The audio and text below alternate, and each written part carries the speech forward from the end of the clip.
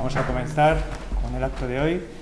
Hoy tenemos la última de las conferencias de este ciclo que estamos dedicando a la arqueología de la provincia de Ávila, que hemos recorrido en el tiempo y en el espacio hasta llegar por fin a la ciudad de Ávila. La ciudad de Ávila, considerada en sí misma como un yacimiento arqueológico, no en vano está ocupada prácticamente ininterrumpidamente desde hace 2000 años, con alguna ocupación esporádica anterior, como tendremos ocasión de ver. Y eso ha generado un importante lote de información arqueológica en forma de materiales, de estructuras, de estratigrafías, también restos arqueológicos visibles, lo que los arqueólogos llamamos sobrecota cero. Y eso en definitiva es un importante conjunto de información histórica que a través del análisis y de la metodología arqueológica nos ayuda a conocer mejor la historia y la evolución de la propia ciudad de Ávila. Para hablarnos de ello, contamos hoy con Blas Cabrera González. Blas, muchas gracias por haber aceptado la invitación, por estar aquí. Sabes que estás en tu casa. Blas es arqueólogo y es uno de los profesionales de la arqueología que mejor conoce la materialidad de los restos arqueológicos de la ciudad. La arqueología urbana viene desarrollándose desde hace 30 años largos, como consecuencia también del desarrollo de la propia normativa de protección del patrimonio histórico, de la propia normativa urbanística, y eso ha implicado que prácticamente en todos los solares o lugares de la ciudad donde ha habido que hacer una obra, haya habido que hacer con carácter previo una intervención arqueológica.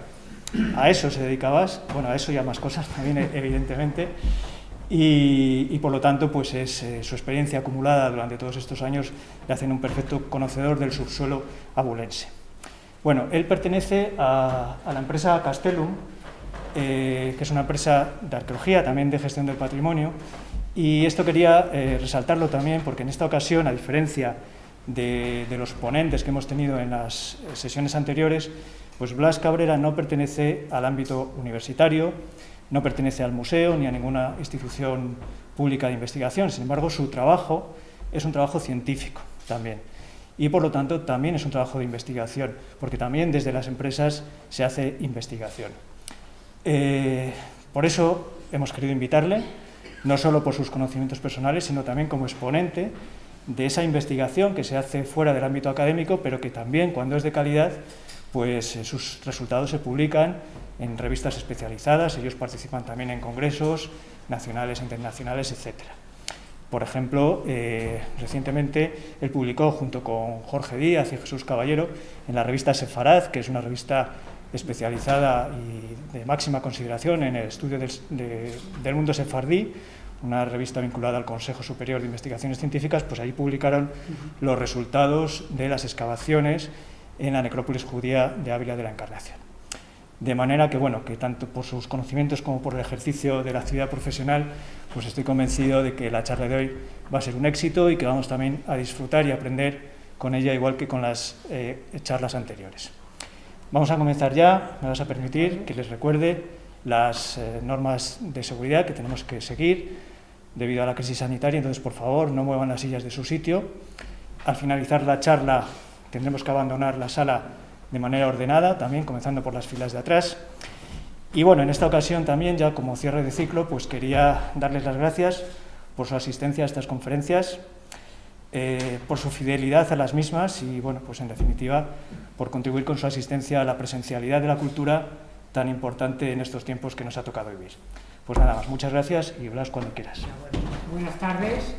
En primer lugar, agradecer al Museo de Ávila su invitación a participar en este ciclo de conferencias, a su director Javier por estas palabras de presentación y a ustedes por su presencia en el acto en estos momentos tan particulares que nos encontramos. Si en algún momento no se me oyera bien por el tema de la mascarilla, nada más que lo digan atrás y doy más voces.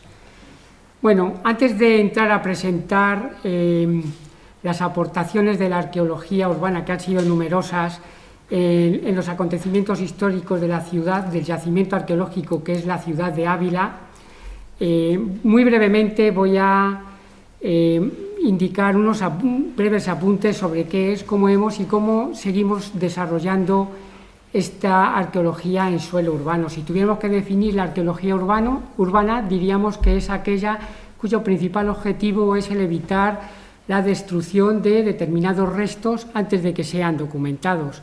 Esta arqueología, como antes apuntaba Javier, que tiene su desarrollo en las últimas décadas, a partir de los años 90, siempre íntimamente ligada al desarrollo urbano y constructivo de la ciudad. Bien, pues las primeras imágenes que he querido presentar, es mostrarles algunas de las dificultades, entre comillas, lógicamente, tampoco la palabra dificultad es la exacta, que nos encontramos a la hora de llevar a cabo este tipo de arqueología en solares ocupados por inmuebles muchas veces, en otras ocasiones incluso casi con la obra y a empezar. No he traído fotos porque tampoco procedían en estos momentos traerlas, pero a pesar de eso hay que decir que estas intervenciones de arqueología urbana se desarrollan con la más estricta metodología arqueológica y rigor científico para que podamos documentar los restos o vestigios arqueológicos de este yacimiento arqueológico que les decía que es la ciudad de Ávila. Bueno, antes de entrar a ver de manera breve, lógicamente no daría tiempo para ver todas esas etapas históricas con los distintos hallazgos que se han efectuado en la ciudad de Ávila, algunos muy significativos, como ese cementerio judío que aludía Javier, cementerio musulmán, las grandes necrópolis parroquiales, las tenerías de origen medieval del arrabal de San Segundo, entre otras muchas. Pues bueno, comentarles un problema topográfico que tiene en particular la ciudad de Ávila, es la superficialidad del sustrato geológico. Esto nos ha condicionado que en buena parte de las zonas de la ciudad los restos arqueológicos han sido alterados y destruidos por construcciones de épocas posteriores.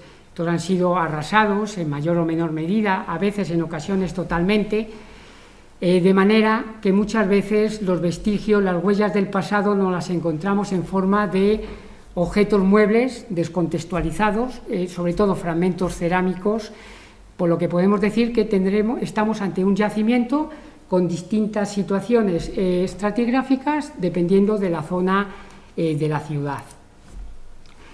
Bueno, pero esto no siempre es así. También hemos realizado excavaciones en lugares donde esa actividad constructiva no ha sido tan intensa. Estamos hablando, por ejemplo, de zonas de jardines y patios que se han preservado esos restos más o menos con el paso del tiempo, en el interior de los palacios, en jardines de solares particulares. Entonces, también esta arqueología urbana muchas veces se encuentra asociada a proyectos de investigación o de restauración. No todas estas excavaciones se realizan en solares ocupados por inmuebles o solares de nueva construcción en suelo urbano, sino que también las hemos llevado a cabo en edificios religiosos, en interiores de iglesias, al exterior de las mismas, donde se encuentran esas necrópolis o cementerios parroquiales, monasterios, los palacios renacentistas de la ciudad, o en espacios del callejero, espacios públicos, como por ejemplo ahora estamos llevando la actuación que estamos llevando a cabo en la plaza de Adolfo Suárez. Bueno, al hablar de la etapa de la prehistoria reciente en la ciudad de Ávila, mejor dicho en el solar que ocupa la ciudad de Ávila, hay que recordar que nos encontramos situados en el extremo oriental del Valle Amblés. Este está delimitado al sur por la Serrota, las Parameras, en el reborde norte por las primeras estribaciones de la Sierra de Ávila. Si tuviéramos que imaginar cómo era el paisaje de nuestra ciudad, del solar de nuestra ciudad en esos momentos, pues bueno, diríamos que está ocupado por afloramientos de granito en forma de bolos, por norma general con escasa vegetación arbórea, describiendo un paisaje típico característico de berrocales. Si vemos en el Valle Amblés son innumerables, son muy numerosos los asentamientos identificados, asentamientos que en su mayor parte tienen una adscripción cronológica como aldeas o granjas de cronología calcolítica. Si vemos en el plano la dispersión de estos asentamientos de cronología calcolítica, vemos que hay una uniformidad entre ellos, tanto los situados en el reborde norte como los del valle o el reborde sur, aproximadamente de 1 kilómetro de distancia. Pues bien, el asentamiento de cronología calcolítica que hemos documentado en el núcleo urbano de la ciudad tiene su significación y su importancia porque viene a ocupar ese espacio que existe entre el yacimiento del Cerro de la Cabeza, situado al oeste, y el yacimiento de Tiro Pichón, Cerro Herbero, en el extremo oriental del núcleo urbano, zona que, por cierto, ya ha tenido lugar la expansión urbanística en la actualidad. Bueno, parte de la ciudad, del solar de la ciudad de Ávila, está ocupada por uno de esos promontorios. Estaríamos hablando en el callejero actual del Altozano, donde se levanta el complejo catedralicio. Otro, por ejemplo, sería la zona de la plaza de San Jerónimo, donde actualmente están las ruinas de la Orden de los Jerónimos. Pues bien, en esta ubicación es difícil suponer cómo sería el paisaje en ese momento, pero vamos a suponernos que el asentamiento se ubicaría en la zona elevada donde se levanta la catedral y la ladera en caída sur, hacia donde nos situamos hacia el Paseo del Rastro. Bien, en las distintas excavaciones arqueológicas que se han llevado a cabo buscando el firme natural, en este caso en forma de granito alterado, lo que denominamos jabre, pues se han identificado depósitos yaciendo sobre ese sustrato geológico, ocupando el espacio entre afloramientos o lanchares de granito, sin llegar a sobrepasar la coronación de estos. Quizá esta ha sido la circunstancia, lógicamente, que nos ha permitido reconocer estos depósitos que hayan llegado hasta nuestros días a pesar del intenso proceso constructivo que ha tenido lugar en estas zonas. Estamos hablando, por ejemplo, de las excavaciones junto a la torre norte de la catedral, en la calle de la Cruz Vieja, en la antigua calle de la Muerte y la Vida, al exterior de la muralla en la calle San Segundo, en el actual paseo de Emilio Rodríguez Almeida, en la misma puerta del Mercado Grande, otra vez al interior de la muralla, en la plaza Adolfo Suárez, en los solares que ahora están ocupados por la sede del catastro, el Banco de Santander. Bueno, los restos son esos niveles arqueológicos que he dicho, muchas veces amortizando estructuras negativas, y sobre todo lo que hemos identificado ha sido materiales arqueológicos. Si tuviéramos que definir cómo son estos asentamientos, pues bueno, tienen escasas estructuras domésticas, sus características constructivas podemos decir que como a lo sumo tendrían una base de material pétreo, el resto estaría formado por material vegetal, probablemente manteado con barro al exterior. Esa circunstancia ha hecho que lo que más haya llegado hasta nosotros sean esos fragmentos de material arqueológico, bien en forma sobre todo de fragmentos cerámicos, pero también industrialítica, útiles y desechos de talla de sílex, de cuarcita, esquistos, etc. Bueno, asiduamente estos asentamientos calcolíticos se encuentran asociados al momento previo, que sería el Neolítico, y al inmediatamente posterior, en la época del Bronce.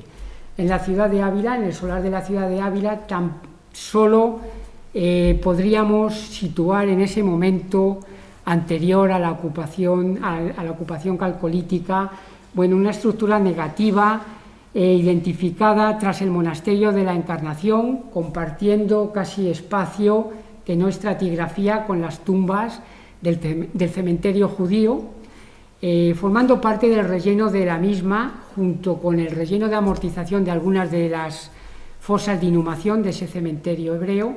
Se reconocieron fragmentos cerámicos.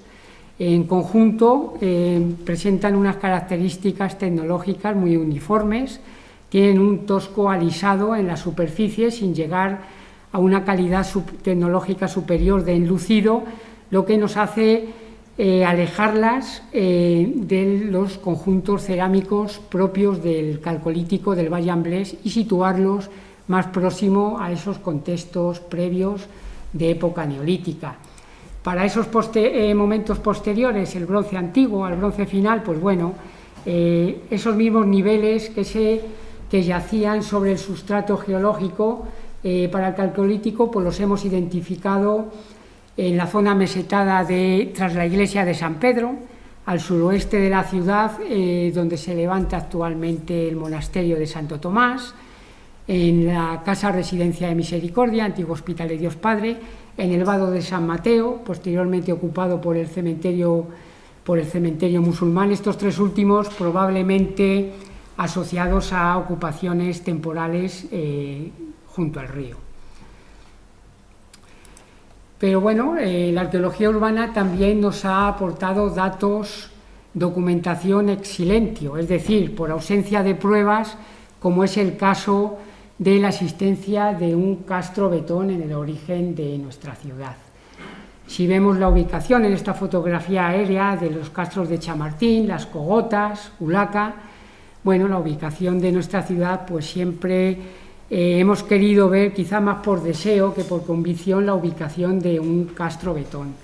Hay que decir que con el elevado número de intervenciones arqueológicas que se han hecho en el estado de la investigación actual, podemos decir que los resultados en este aspecto son negativos acerca de la existencia de este castro betón en el origen de nuestra ciudad. Quizás esto muchas veces, sobre todo para el público general, ha venido determinado por la innumerable existencia de esculturas zoomorfas diseminadas por la ciudad.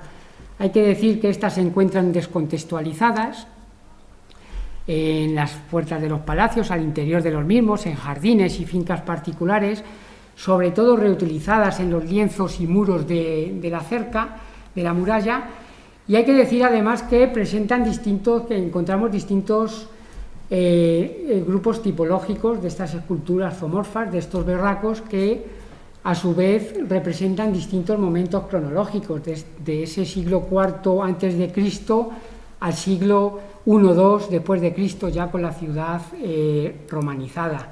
¿Qué ocurre con el verraco encontrado en la puerta de San Vicente, concretamente en la base del cubo 8? Bien, según sus excavadores, datado en la segunda mitad del siglo I después de Cristo, se encuentra tallado en la roca madre, no exento. En el momento del uso de esta puerta de San Vicente en época romana y en época medieval se encontraba visible, no así cuando se produce el avance del cubo semicircular hacia el este, que queda conservado pero formando parte de la cimentación. Además, sus excavadores documentaron en la base un nivel arqueológico, un depósito sedimentario con material arqueológico también ascribible a esta época del siglo I, de la segunda mitad del siglo I después de Cristo. La ubicación de este verraco junto con el que se encontró enfrente, en el cubo de enfrente, en este caso exento de la roca, formando parte de la cimentación de una de las defensas de un rebellín de las guerras carlistas, pues bueno, ha llegado a muchos autores a interpretar este conjunto de los dos verracos ante la puerta como un monumento de carácter apotropaico. Sí que tenemos representación, documentación, datos acerca de la ocupación en nuestra ciudad de ese momento que denominamos próximo al cambio de era, esos siglo I antes de Cristo al siglo I después de Cristo, época augustea. Bien, estos restos los hemos documentado de nuevo, por ejemplo, en la calle de Cruz Vieja, en el solar ocupado por el antiguo convento de los Padres Paules, en la calle López Núñez, al exterior del recinto amurallado en el Mercado Grande.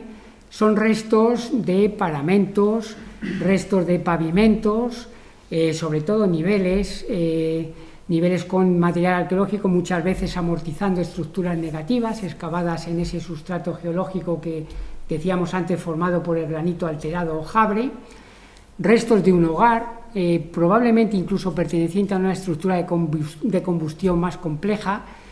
En todos los casos, estos restos se encuentran arrasados y amortizados por la ocupación inmediatamente posterior de época romana altoimperial. como consecuencia de los cambios que se producen en la ciudad en estos momentos ya plenamente romanizada. Bueno, a pesar de la modestia de estos restos, son significativos e importantes porque son las primeras estructuras de habitación que tenemos en nuestra ciudad.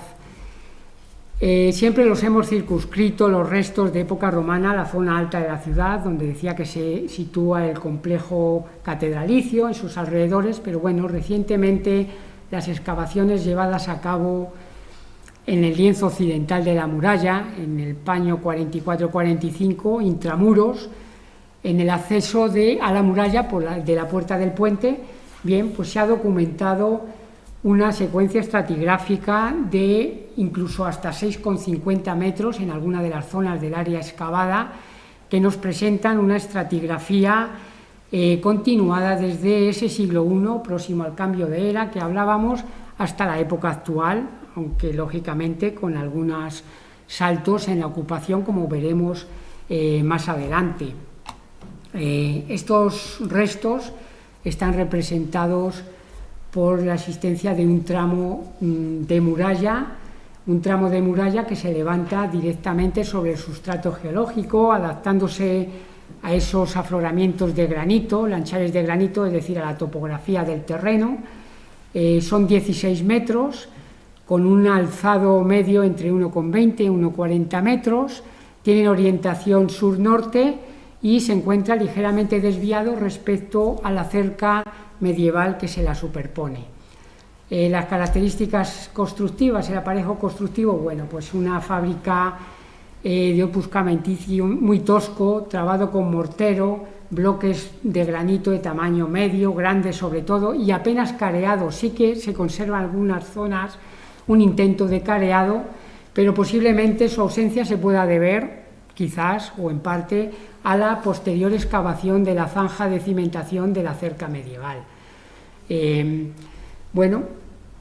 Decir que no se identificó la zanja de cimentación o la zanja perimetral, por lo tanto pensamos que su construcción se realizó mediante encofrado, si bien pues esas posibles marcas del entramado de madera que formaba ese encofrado no se ha identificado.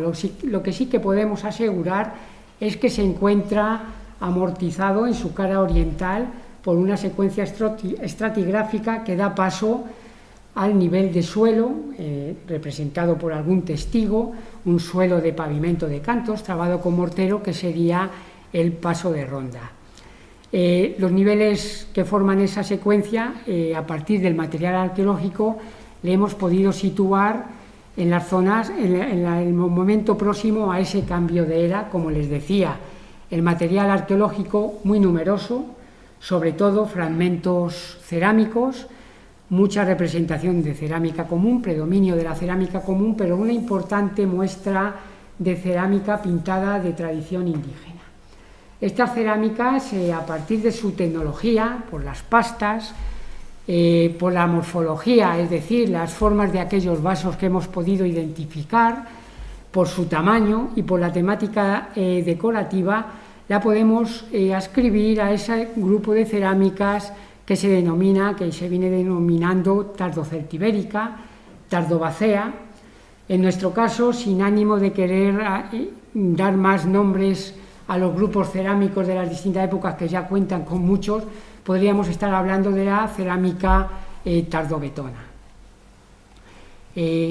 ¿Cuál es el origen? ¿Cómo son esos niveles que se encuentran amortizando la muralla? Bueno, son niveles de recrecimiento y regularización para la disposición de distintos suelos, mejor dicho, superficies de frecuentación, suelos de barro compactado, que se encuentran destruidos por sucesivas arroyadas que vienen desde la parte alta de la ciudad al este, pero no solamente en este momento del siglo I que estamos hablando, sino a lo largo de toda la secuencia estratigráfica que hemos documentado. Estas arroyadas son también, por ejemplo, las culpables, entre comillas, de que bajo la construcción de los hornos posmedievales, en esta misma calle de Marqués de Santo Domingo, encontremos materiales descontextualizados, en este caso de cronología romana procedentes de la parte alta de la ciudad.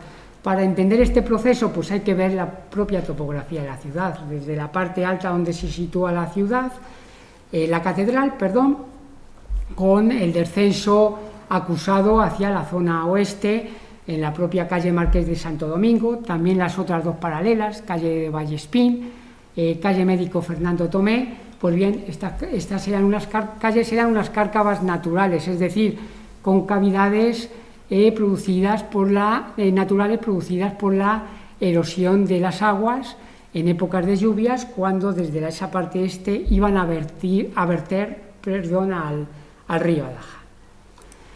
Si vemos la distribución de hallazgos, no solamente de esa época del siglo I antes de Cristo, siglo I después de Cristo, sino de los momentos de ocupación romana inmediatamente posteriores, época romana altoimperial, época romana bajoimperial, vemos que sobre todo se circunscribe a la zona alta de la ciudad, en torno a la catedral, también al exterior del recinto amurallado, en esos arrabales que habría en la zona del Mercado Grande. También podríamos hablar de esas necrópolis, la necrópolis romana de incineración que situamos en la zona del Jardín de San Vicente, aunque no hallamos restos in situ de la misma, pero que lógicamente por la cantidad de hallazgos que hay en esa zona ahí se encontraría, o la necrópolis hispano-romana que se encuentra tras la iglesia de San Pedro.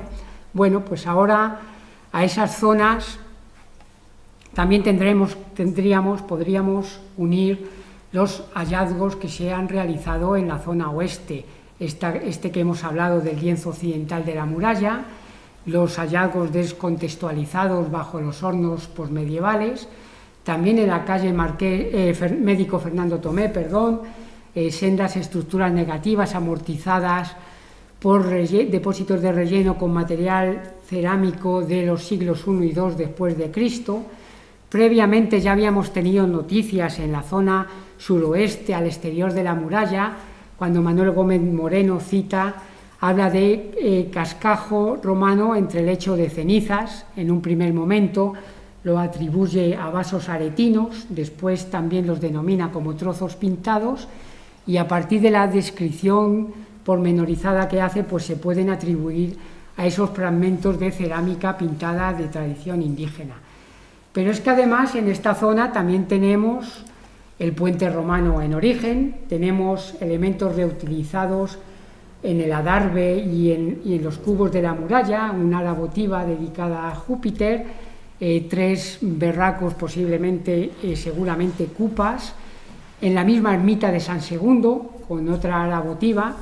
Todo esto nos está hablando de la existencia de templos paganos al exterior de la ciudad, esos templos o ermitillas que había a las salidas y a las entradas de la ciudad, y lógicamente aquí podemos hablar de esa perduración de culto desde esos templos paganos que posteriormente pasan a ser iglesias paleocristianas, con el tiempo quedan en estado de abandono, en ruina, hasta que llegan a la época medieval y son reconstruidas como las iglesias, los templos románicos que han llegado hasta nuestros días, lógicamente con distintas y numerosas remodelaciones. Estaríamos hablando de esa ermita de San Segundo, San Martín, San Andrés, San Vicente, San Pedro, San Miguel, San Nicolás.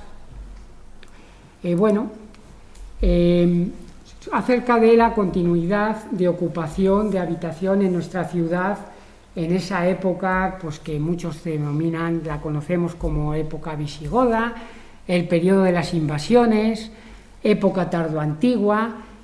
Actualmente en la bibliografía que trata el tema, estos momentos la denominan la temprana alta Edad Media, pues tenemos numerosas evidencias en el solar de nuestra ciudad.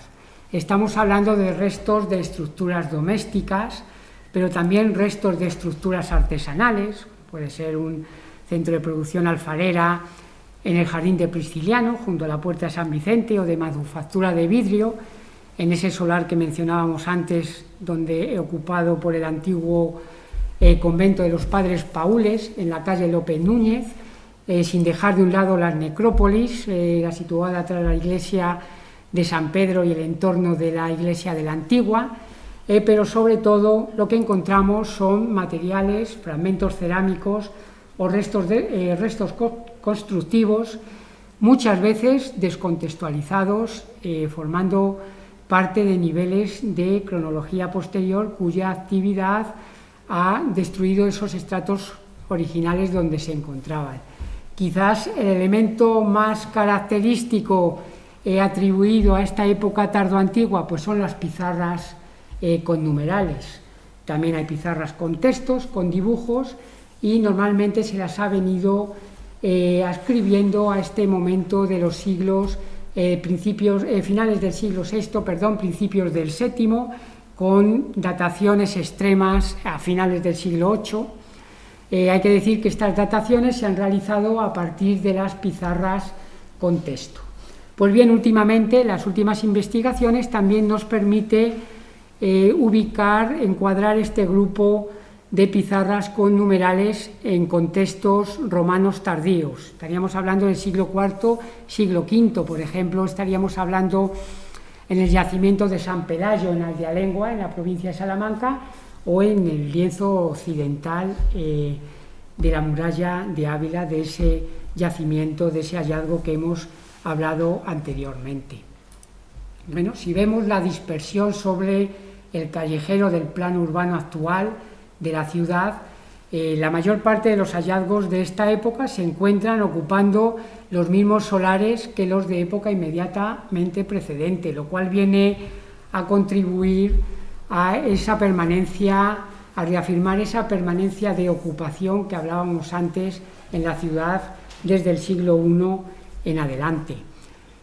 Sin olvidar algunos tramos de la muralla, concretamente en el lienzo oriental, en el jardín de San Vicente, los innumerables elementos funerarios de cronología romana de la necrópolis de incineración de los siglos I y II, reutilizados, y además de edificios civiles, pues han llevado a algunos autores a considerar estos paños de la muralla de época tardoantigua, de ese denominado siempre en la literatura tradicional como el periodo de las invasiones. Bueno, recientemente se han identificado elementos, bloques pétreos, también la mayor parte de ellos funerarios, con epigrafía hebrea.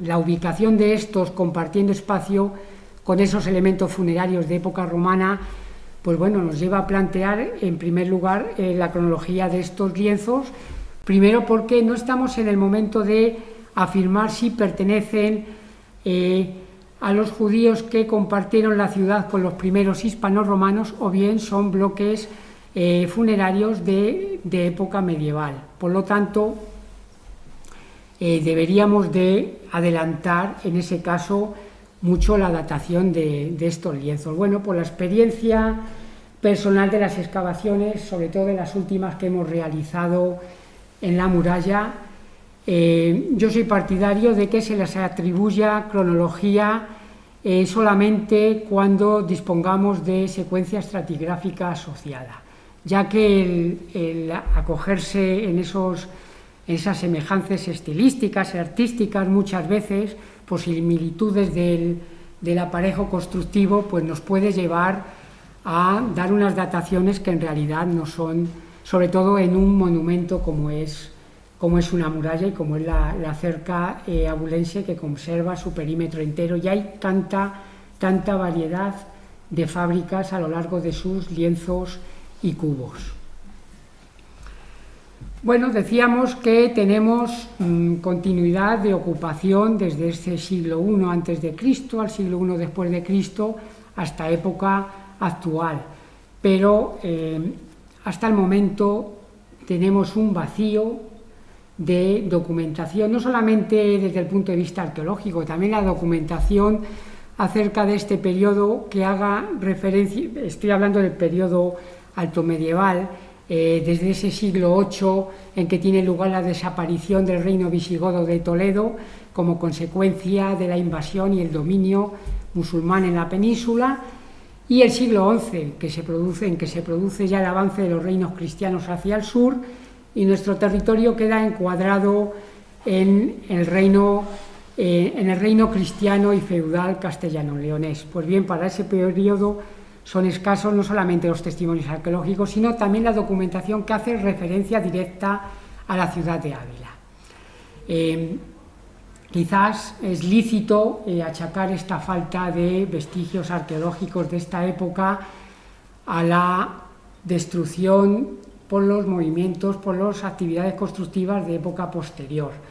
Pero en contra de esto tenemos el hecho de que los materiales adscribibles con seguridad a esta época, que aparecen descontextualizados en esos estratos de época posterior, son mínimos. Quizás tenemos la culpa los arqueólogos, que caemos en una indefinición y no sabemos contextualizar, datar esos materiales cerámicos, y los atribuimos o bien a la época inmediatamente anterior o a la época inmediatamente posterior. No obstante, pues bueno, muchos han querido ver en esa pervivencia de culto de algunos de los templos de la ciudad también su vigencia durante esta época altomedieval, esos siglos VIII al siglo XI. Para ello he traído 3 ejemplos: San Vicente, Santa María la Antigua y la ermita de San Sebastián, si bien está claro que los aportes de la arqueología en estos 3 templos nos han permitido sí situarlos en ese siglo IV-V, por lo tanto confirmar esa vigencia de culto desde el templo pagano hasta, con el paso de los siglos, a templo románico, pero no hemos llegado a esclarecer datos que nos permita situar su vigencia durante esta época altomedieval. En el caso de San Vicente estamos hablando de un templo románico construido en el siglo XII, siempre eligiendo la zona que, según la tradición martirial paleocristiana, se designaba para la ubicación de los templos martiriales, en este caso la persecución de Diocleciano a principios del siglo IV, con el martirio, la persecución, el martirio y el enterramiento de los santos Vicente, Sabina y Cristeta. Emilio Rodríguez Almeida nos habla de que la iglesia de San Vicente, la basílica de San Vicente, está levantada sobre una escarpa muy accidentada, inaccesible, un lugar sobre el que es difícil de imaginar que se ubique cualquier tipo de construcción. Bueno, él realizó una excavación en el año 1962, creo recordar, en la cripta, identificó un fragmento de posible lauda, una cataracta, con la perforación por donde se introducían determinados objetos para ponerlos en contacto con las reliquias del santo. Emilio Rodríguez Almeida atribuye esos hallazgos al siglo IV después de Cristo. En el caso de Santa María la Antigua, en primer lugar hay que pensar en su cercanía respecto a la iglesia de San Pedro.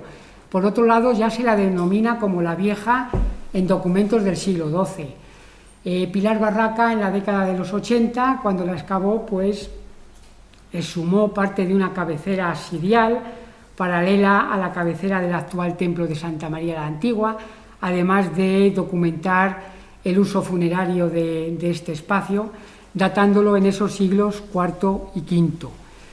La ermita de San Sebastián, actualmente bajo la advocación de San Segundo, en las intervenciones siempre se ha querido atribuir esa vigencia de culto funerario a raíz de la discontinuidad del eje axial de la cabecera respecto al resto del templo.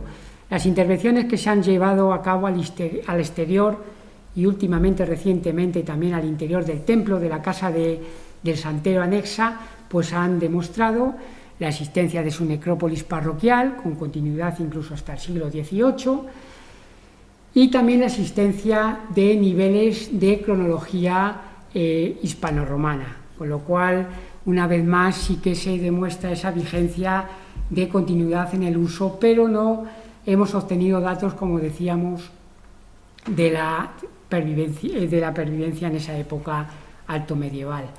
Todo lo contrario nos ocurre en época medieval, tanto en el periodo pleno medieval como bajo medieval.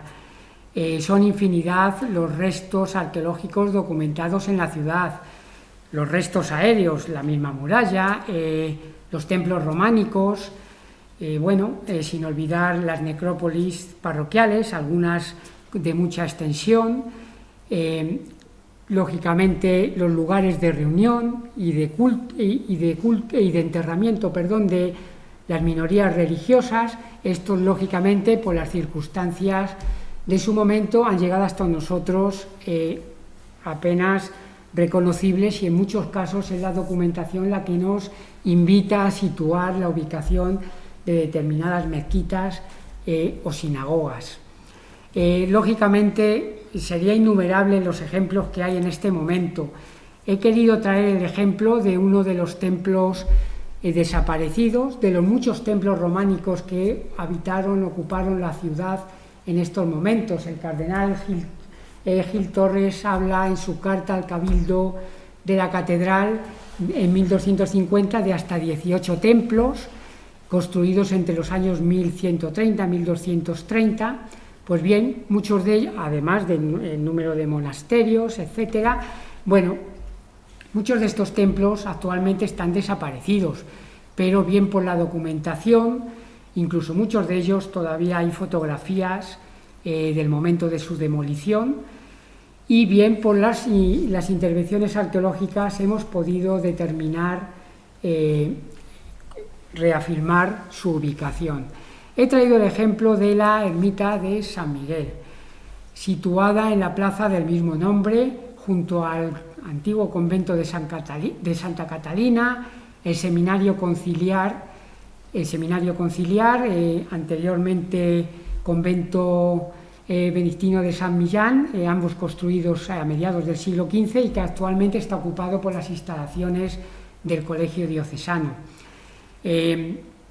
La ubicación de esta ermita, conocida desde antiguo, la documentación nos habla que todavía en el siglo XVIII está en ruinas, y es una de las numerosas ermitas y templos que en nuestra ciudad desaparecieron, bien por la desidia, la dejadez en unos casos, pero sobre todo por las condiciones de ese siglo XVIII, principios del XIX, contiendas bélicas y sobre todo los grandes momentos constructivos, grandes obras o infraestructura, como puede ser la estación de ferrocarril, puentes y el acopio de esos materiales estando los templos en ruinas.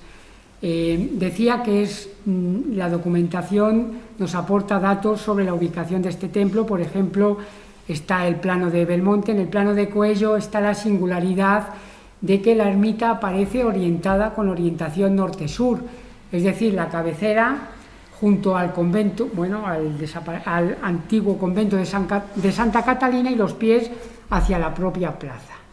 Pues bien, las investigaciones arqueológicas en el inmueble sobre el que se erigía sobre los restos de esta ermita, pues nos han permitido documentar restos de paramentos de la estructura del templo, si bien la mayor parte de ellos se encontraban descontextualizados, formando parte de construcciones posteriores, restos de pavimentos, pero también restos de la necrópolis, tanto la necrópolis situada al exterior como una tumba al interior en situación preferencial, una tumba de lajas reutilizada en época medieval, entre otras cosas por la aportación que nos dan los hallazgos monetales de una de las tumbas y las condiciones en que se halló, con reutilización con osario en la cabecera de una de ellas, pero que nos vuelve otra vez a hablar de esa pervivencia del culto desde época romana, de esos templos paganos, además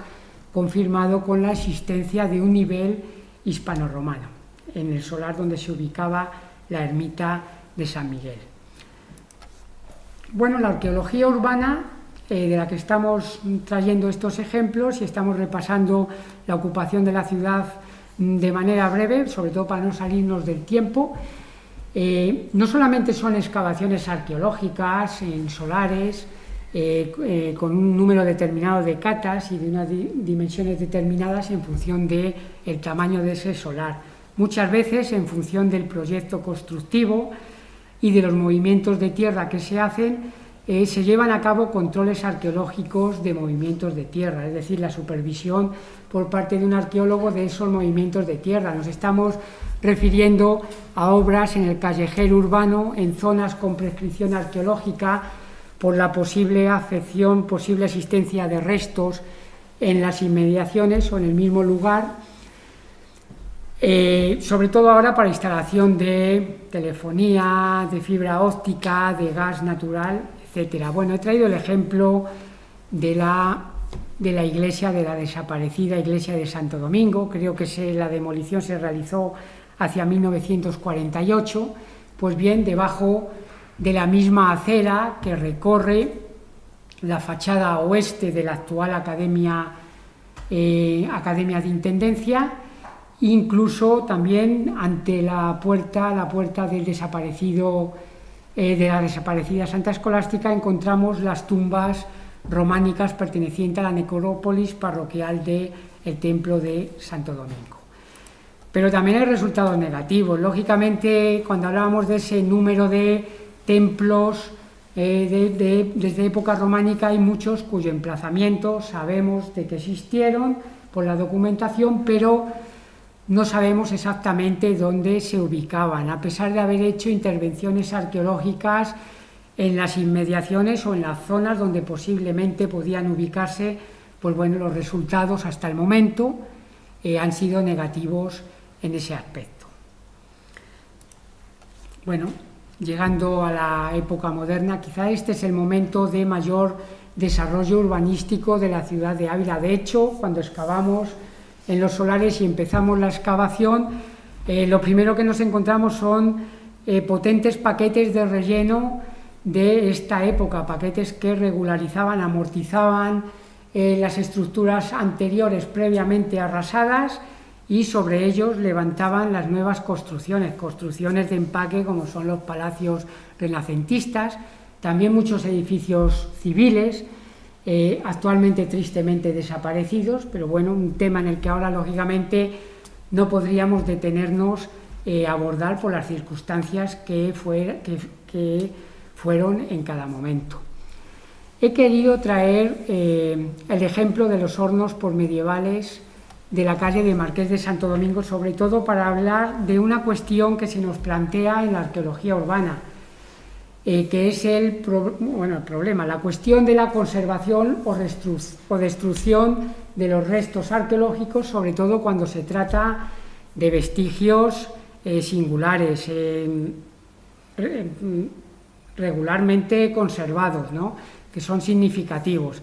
Pues hay que decir que estos restos siempre se conservan. Lo que ocurre que la mayoría de las veces quedan ocultos por la edificación o la infraestructura que está proyectada en ese solar o cuando aparecen en el callejero urbano. Bueno, decir que muchas veces incluso los proyectos arquitectónicos iniciales se modifican ligeramente para poder conservar esos restos arqueológicos previamente documentados, como habíamos dicho que era uno de los principales objetivos de esa arqueología urbana. La excavación, que se llevó a cabo en 1995, bueno, al igual que tenemos documentación sobre la existencia o posible existencia de complejos alfareros, de hornos, en época bajomedieval, en el barrio de Ajates, en otros lugares, hasta el momento carecemos de información documentada, a pesar de ser unas estructuras artesanales que han llegado hasta época reciente.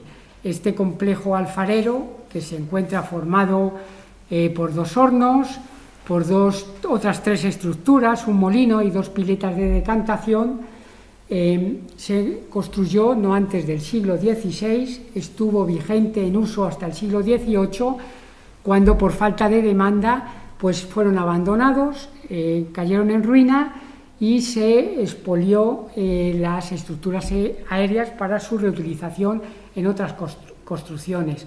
Posteriormente, a principios del siglo XIX, tiene lugar la amortización de esas estructuras subterráneas con el aporte de tierras en el solar, y esa zona se transforma en huertas.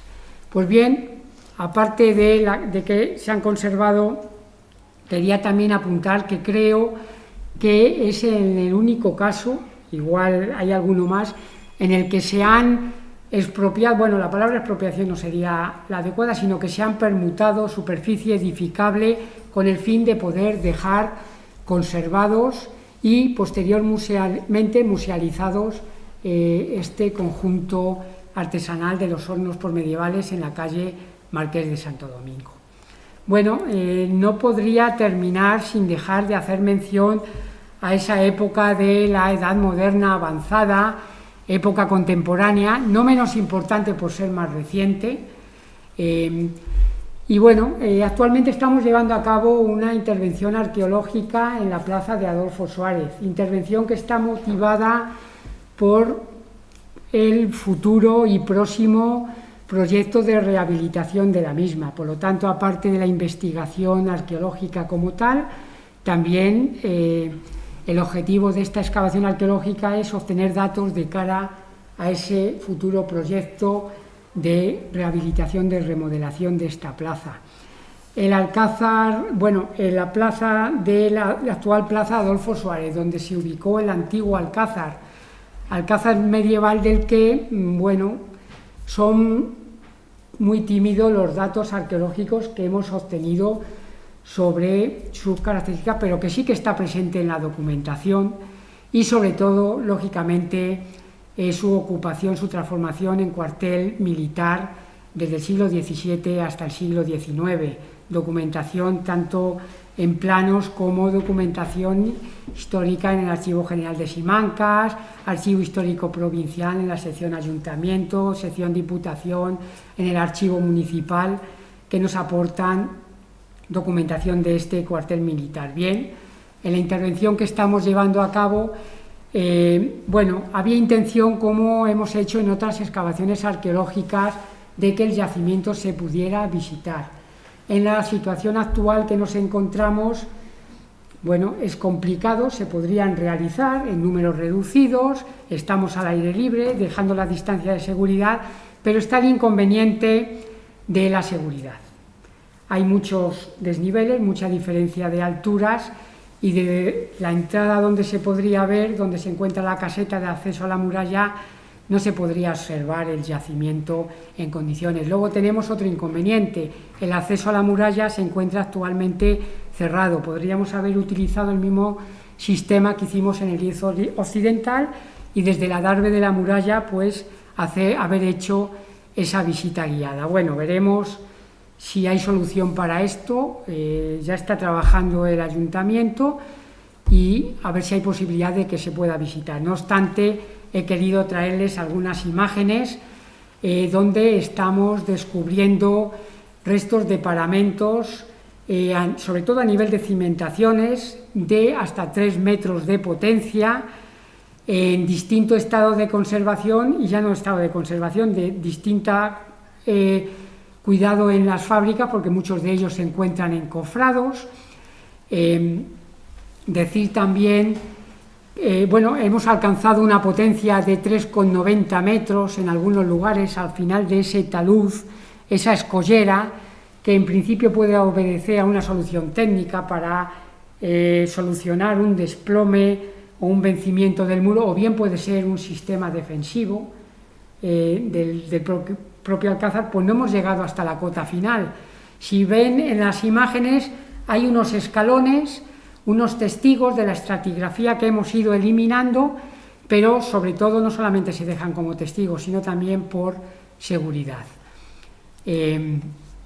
Bueno, aparte de esos restos en forma de paramentos, de pavimentos del cuartel militar, también se ha descubierto un nivel de cronología hispano-romana, conservado en una de las zonas que afortunadamente no se ha alterado, a pesar de que el espacio entre todos estos muros se encuentra amortizado, primero por el material del derribo, lógicamente, de época contemporánea, con lo cual la secuencia estratigráfica, bien cuando se construyó o en el momento del derribo, ha sido en buena medida destruida.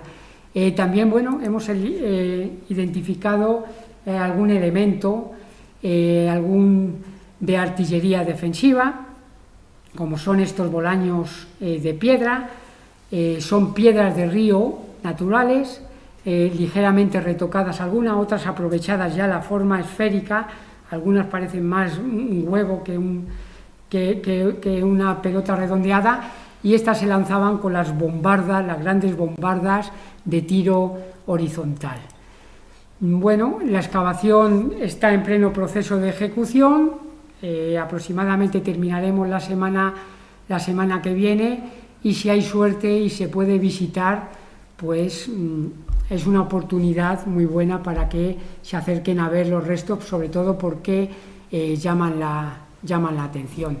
Nada más, espero no haberles aburrido mucho, gracias por su atención, y espero que este breve y rápido repaso a la arqueología de la ciudad nos haya ayudado pues a entender la suerte que tenemos con el yacimiento arqueológico que es la ciudad de Ávila. Muchas gracias.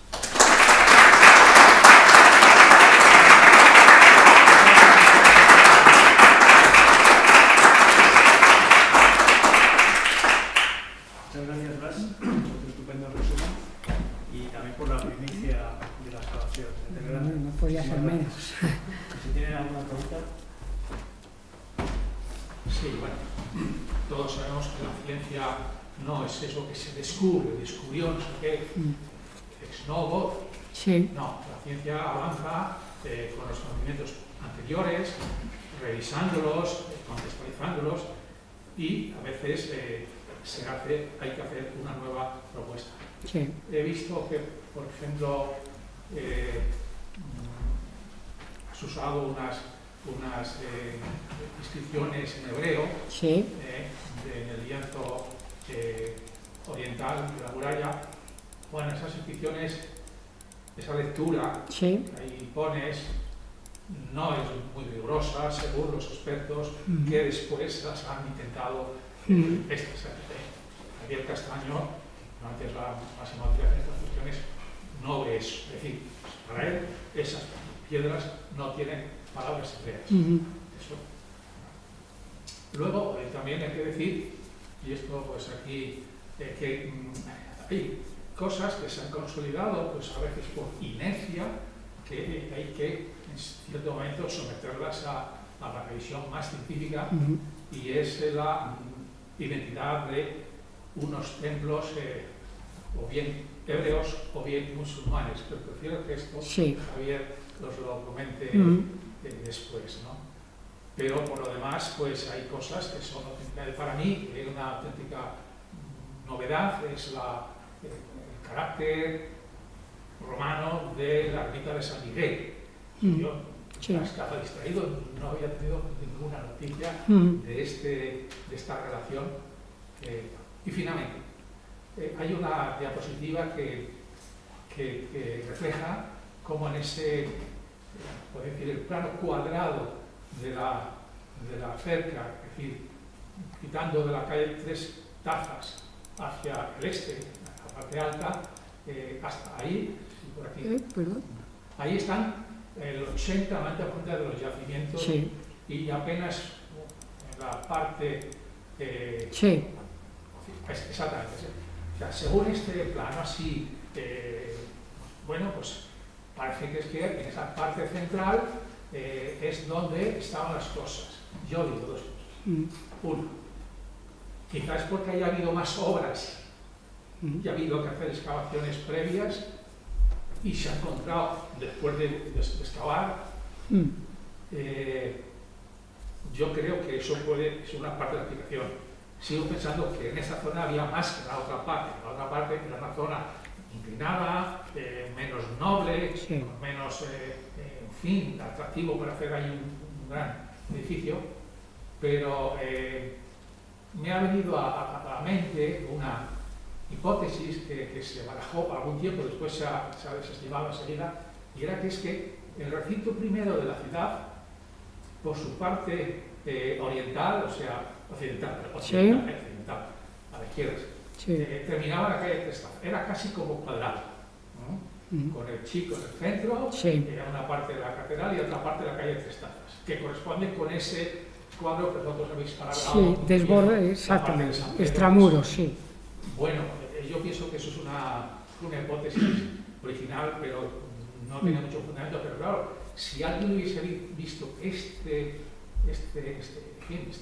representación, pues le hubiese dicho, pues es que es posible que eso fuera la ciudad romana, la parte, o sea, que tuviese una planta cuadrada, no rectangular. Sí. Y yo creo que no, yo creo que es más bien el resultado de lo que dije antes, de que aquí ha habido más obras, por tanto ha habido más excavaciones y por tanto más descubrimientos, ¿no? Sin perjuicio de que la parte más occidental está inclinada, menos agradable, alejada del núcleo central de la ciudad y tal. Pero en fin, bueno, pues, bueno, te voy contestando. Por ejemplo, en este último caso sí es posible que se hayan hecho mayor número de obras, pero esas condiciones topográficas de la ciudad que hablábamos, en esa zona oeste de la caída que hablabas, de la zona de Vallespín que llamamos siempre, la superficialidad del sustrato geológico nos la encontramos muchas veces a escasos centímetros de iniciar la excavación. Entonces, por eso, este letrero que me ha salido aquí, no sé. Vale. Entonces, por eso puede ser la causa de que hasta ahora no hayamos encontrado ahí. Siempre todos creíamos que estaba circunscrita la ciudad romana a esa zona de hallazgos, pero claro, ¿quién nos iba a decir que en ese lienzo occidental íbamos a encontrar una estratigrafía de 6,5 metros y parte de ella de esta cronología hispano-romana? Pero es que ya teníamos ese puente romano en origen, el acceso a la ciudad por la parte, el río, es una zona que no se podría dejar de la mano de Dios en esa época romana. Entonces, bueno, yo creo que no es que haya habido pocas intervenciones en esa zona, solo que las circunstancias, la potencia de cada uno de los solares, pues nos ha permitido hallar esos restos. Te contesto lo de la ermita de San Miguel. La potencia estratigráfica que ha habido, por ejemplo, en la ubicación de donde se encuentra ese inmueble, es lo que nos ha permitido hallar conservados en mejor o peor estado esos restos. Respecto a lo que dices que los desconocías, pues sí, uno de los problemas de la arqueología en general y sobre todo de la arqueología urbana es la falta de publicaciones, salvo algunas excepciones o en algún artículo en revistas científicas especializadas que muchas veces no están al alcance de todos, del público en general. Bueno, yo pienso que todas estas excavaciones, por el medio que sea, pues bien darlas a conocer por este ciclo de conferencias como este, o a través de las redes sociales, que ahora está muy de moda, pues todas deberían de ser dadas a conocer. Respecto a lo de la epigrafía hebrea, y luego ya le dejo a Javier que comente el tema de esos templos.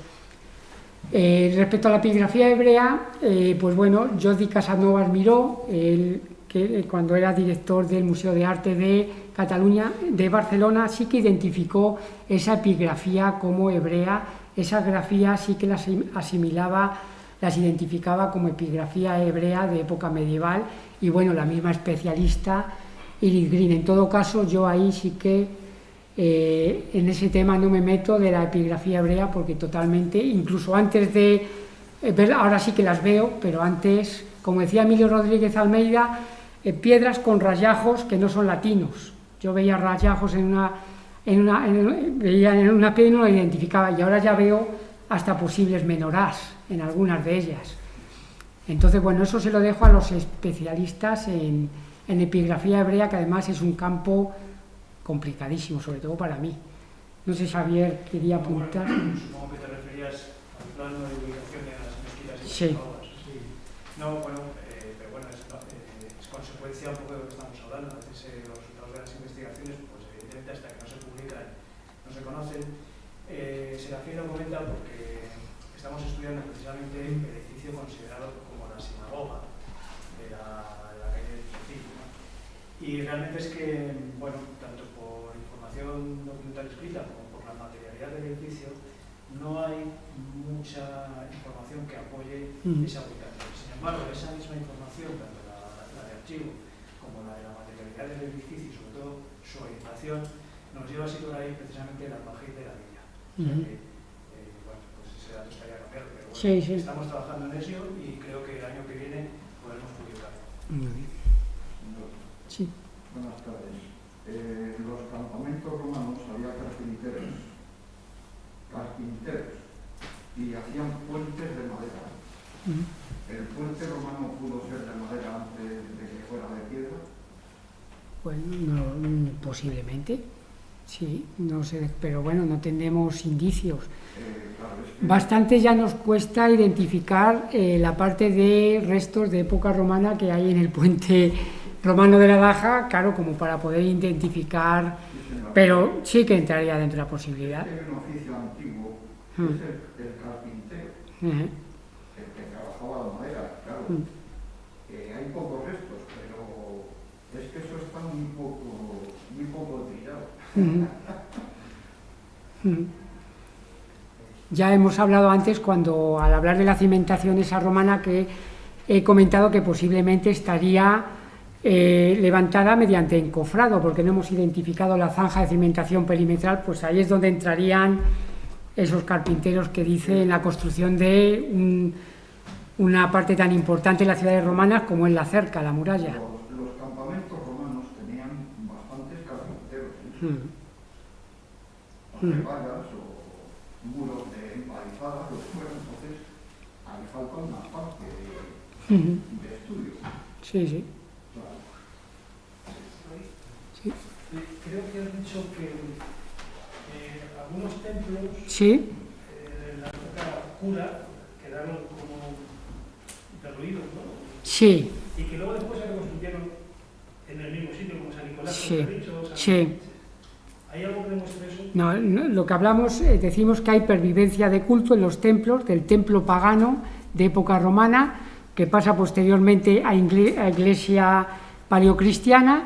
Con el paso de los siglos, algunos de ellos estarían en estado más o menos ruinoso, algunos llegarían en mejor o peor estado, pero lógicamente los restos que ahora identificamos aéreos de esos templos casi en su mayor parte son románicos, de época medieval, más luego los añadidos posteriores. Por eso atribuimos que llegaron en ruinas, porque no hay evidencia de esos momentos posteriores, pero sí que tenemos arqueológicamente datos para decir que ahí se levantó a nivel de cimentaciones, necrópolis pertenecientes a esos periodos, niveles de ocupación de época hispano-romana, para decir que ahí hubo un templo, el Ara Votiva en San Segundo, por ejemplo. Señor, yo insisto, Sí, las columnas antes de ser de piedra y mármol eran de madera, eran un tacho de árbol. Y hay soportales en Castilla que están llenos de columnas de madera. Pero aquí falta el detalle. lo que ocurre que si ya es difícil que lleguen hasta nosotros restos de hace 2000 años en piedra, la piedra de Ávila, que es el granito fuerte, mucho más complicado, por no decir casi imposible, que nos lleguen esas construcciones, que sin duda, como dice, pues claro que las habría, de madera. Las basas de piedra sí estarán, aunque la columna de madera puede tener. Efectivamente, sí. Bueno, ¿alguna otra pregunta? Pues muchas gracias. Bueno, gracias.